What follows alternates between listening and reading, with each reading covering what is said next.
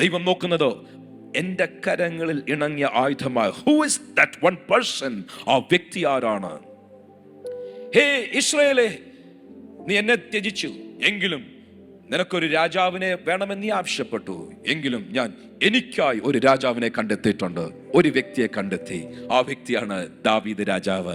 ഞാൻ ഒരു വ്യക്തിയെ കണ്ടെത്തി. ഓ മൈ ഗുഡ്നസ്, അതാരാണ്? കൊട്ടാരത്തിലാണോ? ഇല്ല, കാട്ടിൽ ആടുകളുടെ ഇടയിൽ സിംഹത്തെയും കരടിയെയും നേരിടാൻ സാധ്യതയുള്ള വലിയ പ്രശ്നത്തിന്റെ നടുവിലായിരിക്കുന്ന, തിരസ്കരണങ്ങളുടെ നടുവിലായിരിക്കുന്ന ഒരു ദാവീദിനെ എൻ്റെ കണ്ണുകൾ കണ്ടെത്തി.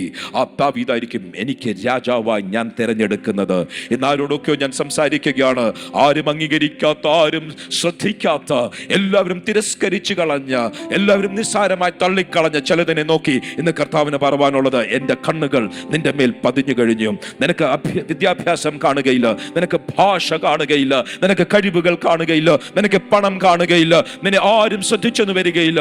എങ്കിലും എൻ്റെ കണ്ണുകൾ നിന്റെ മേൽ പതിയത്തക്കതുപോലെ നിന്റെ ഹൃദയത്തെയും നിന്റെ ജീവിതത്തെയും നീ ഒന്ന് ശുദ്ധീകരിച്ചാൽ, നീ നിന്നെ തന്നെ ശുദ്ധീകരിച്ചാൽ, എനിക്ക് പറവാനുള്ളത്, എനിക്കൊരു മനപാത്രമായി എനിക്ക് നിന്നെ തിരഞ്ഞെടുക്കാനുണ്ട് എന്ന് രാമേൻ പറഞ്ഞു. വീണ്ടും അത് സ്വീകരിക്കുന്നവർക്കായി ഞാൻ കർത്താവിനെ സ്തുതിക്കുകയാണ്.